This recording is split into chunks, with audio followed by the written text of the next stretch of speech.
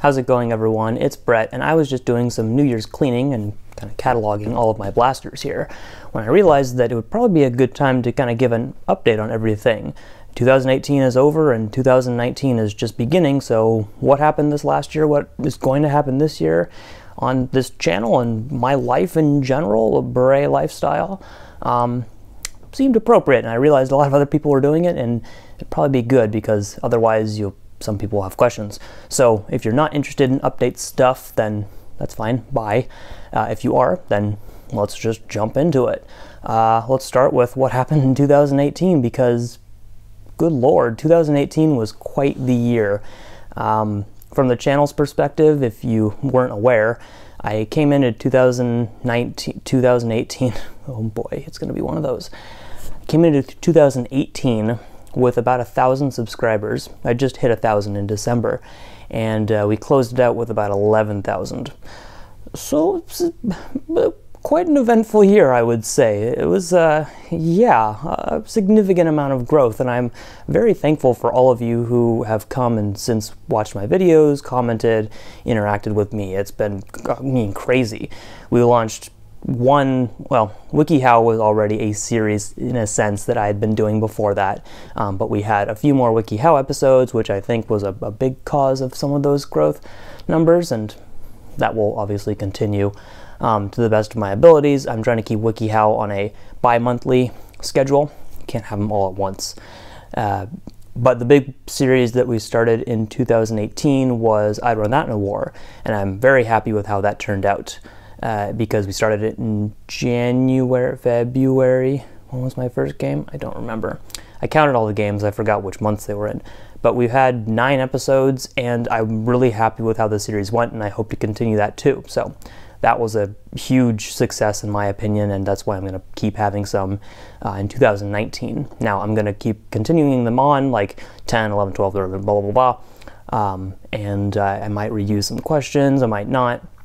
And I might not do one for every single game, so I hope to keep getting some fun footage for you guys from that, and all around, just keep promoting that, fun over competitive for certain games like that, where you don't need to be super serious about your loadouts. This is the best way that I can think to do it. And I've always enjoyed that kind of thing, and now I get to share it with an audience that seems to really enjoy it, and I really enjoy putting those videos together. And like I said, yes, WikiHows will of course continue too. It's just that I'm not doing those. Well, I guess both of them will kind of maybe be bi-monthly. We'll see how it goes. It depends on the games for I'd Run That in a War, and it depends on something else for WikiHow. My own laziness and coordination. I don't know. There were a lot of people that I was able to collaborate with in 2018. Can't even think of them all off the top of my head. Some of them were in WikiHows, and some of them were just in other videos of sorts. A lot of them local, of course, because there are a lot of fantastic people in my area, whether they make videos on their own channels or not. But, Walcom, Captain Xavier, Out of Darts, Curator, Luchathor, I mean, fantastic people to work with, and I'm super thankful that you guys worked with me on some of those things, and of course everyone outside of that who, I mean, with one video I had 6 other people, and, or 3, show us the mods. I don't even know. Thank you everyone who's helped on my channel and doing things for my videos. Really, I mean, you are the real MVPs. Can't thank you enough, and let me know what I can do to help you guys out too, because obviously I freeload off of you more than you probably freeload off of me, so up your game. So yeah, a lot of that. I've gotten some really cool products this year too to review. That is definitely something that I didn't really think I would do. Just like product reviews because people sent me things. And I know there's a kind of a stigma around there, and like, oh, people get free stuff to review, or unbiased, my foot, or wow, you guys are total sellouts. Think what you want to think. I mean, obviously I've been in the position not too long ago where I was looking at other people getting stuff to review, like, well, that's pretty cool. And it is, I mean, it is neat that, someone reaches out to you and says, hey, I think you'd like to review this. Obviously it's really neat when it's appropriate too, like, hey, here's a new, like, grenade, which I can't reach. I know for some people it makes a little bit more sense because their channels are based off of reviews, but I never really started my channel in the sense that I wanted to do reviews all the time. I'm not criticizing those who do that, because I'm saying that there are people who do it better, and there are people who actually have their channels focused on that, and I'd rather have them, you know, do the major reviews, which is why I don't make blaster reviews. Like, I could talk about the Shadow and its shortcomings and illuminating features, but I don't, because that's not what I want to do. I don't search out for the newest blasters anymore, or, you know, find obscure blasters all the time just to make reviews on my channel, because I don't want to. There are more things that I've gotten sent to review. You know, some things I'm backlogged on, especially when Busby sends you stuff, you should actually talk about it. But I've struggled to come up with, you know, new and, you know, actually interesting ideas on how to review them, because I don't want it to be super standard. So take that for what it is. There are going to be more product reviews on my channel, but I'm trying to come up with ideas on how to make that somewhat interesting in my perspective. Not that the products are boring, but just, again, people, I don't think, love to always see like the same thing showing up as a review on, you know, 5, 6, 7 different channels. Now, I don't remember how many events I went to last year, but I looked this year and I counted about 15, which is still relatively high. I mean, it's more than once a month if you average it out, and that's a number I'm proud of. I'm happy with that. It shows that I'm invested, and it shows that that's my life. Good chunk of it, at least. This year was, you know, End War and Ragnar Oktoberfest were the biggest things I had that actually were a full-on trip. You know, I paid for an airplane ticket and I stayed somewhere for a really big event that had hundreds of people, if not End War, you know, breaking that 3 digits into 4, 1,000 people.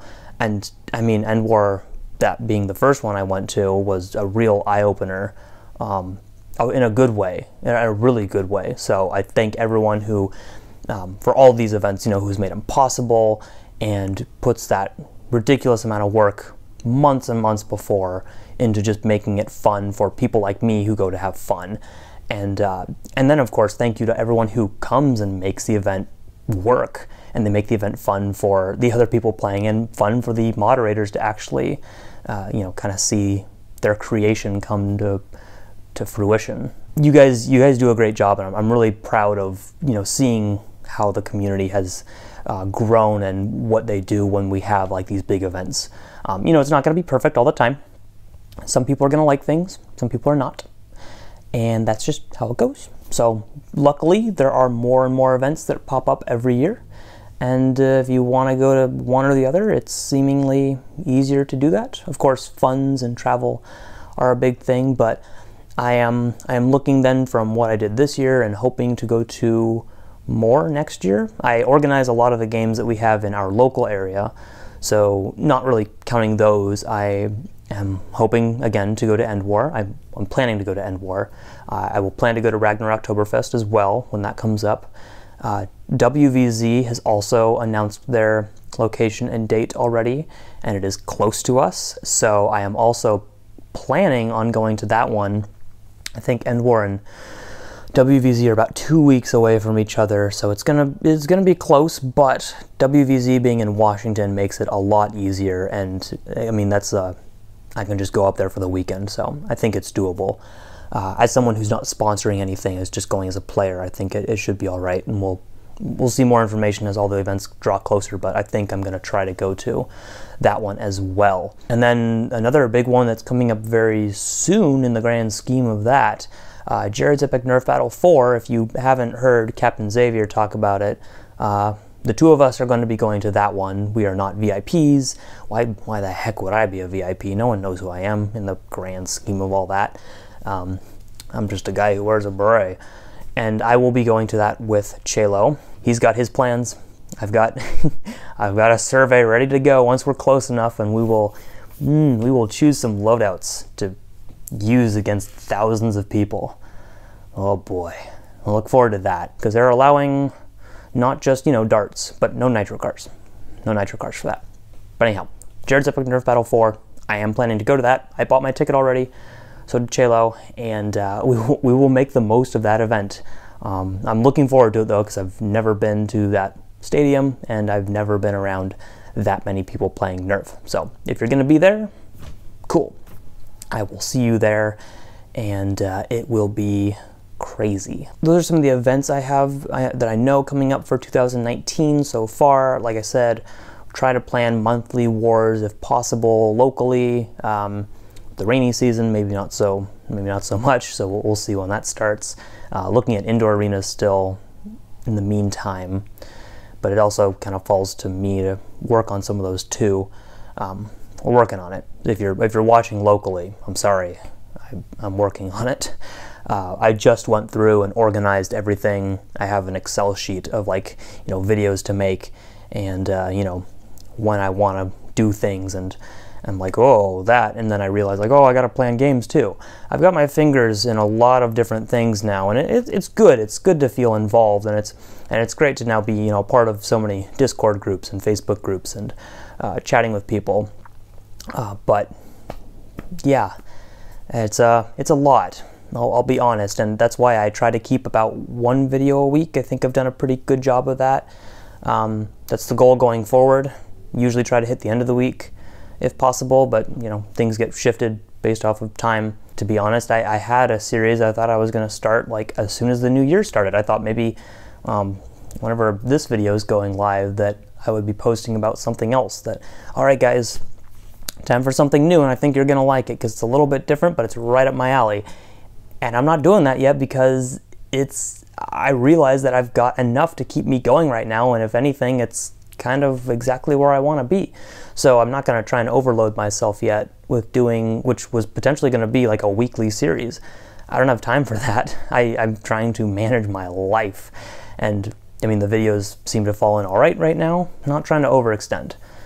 Not trying to do that just yet. This is, this is a source of revenue. I think I said before, in around July, my channel did get monetized. And so not all of my videos are monetized. I mean, the ones that I put the effort into, definitely. So I have made a little bit of money back, which is great. And I am very thankful for some of the revenue I've gotten, because it's not enough to work on its own. Like, it's not a full job. My job itself is what keeps me going, but it is a reasonable sum that has allowed me to buy more Nerf things. I still have not started a Patreon, and I don't plan on doing that anytime soon. I do not need one. I don't think it's appropriate for what I'm doing. I think it's fine in general. Like, I support other creators on Patreon, but for my purposes, I think it is unnecessary, which is why I have no need to start one. Now, there might be some things coming up where I say, I might want to buy that camera and see how it goes. And if that is something I really consider and it is a significant price, I might make a GoFundMe and say, hey, if you are really interested in helping me get this, would you be interested in, like, throwing some money towards it? But at this time, I'm not going to do that, because there's nothing that I desperately need, to make that happen. If my GoPro Hero 5 dies, then we'll talk, because I do rely on that pretty heavily. But like that new DJI Osmo Pocket, is that right? I think it's right. That thing that everyone's been picking up recently, and I've been very curious about it. I'm like, that looks pretty good. I might be able to use that somehow for games, but I don't need to buy it right now, so I'm not going to. Now, if it becomes something I really, really want to, maybe I put some money towards it, and then I ask, hey, would anyone else be interested in throwing some money as well? And we'll go from there.